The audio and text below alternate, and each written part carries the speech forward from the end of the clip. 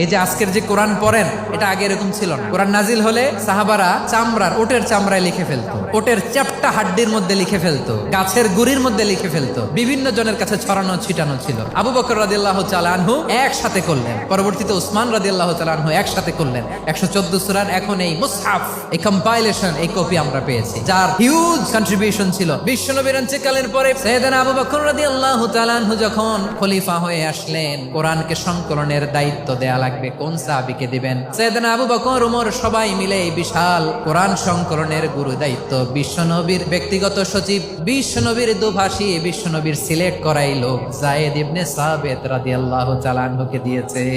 এই পুরো কোরআন কম্পাইলেশনের project manager ছিল যায়েদ বিন সাবিত রাদিয়াল্লাহু তাআলা। দেখেন, এত সাহাবীর মধ্যে থেকে বিশ্বনবীর একাডেমিক প্রজেক্ট যায়েদ বিন সাবিতের মতো তরুণকে নির্বাচিত করেছেন। কেমন ট্যালেন্ট হান্টার ছিল আমার নবী, সুবহানাল্লাহ পড়বেন না?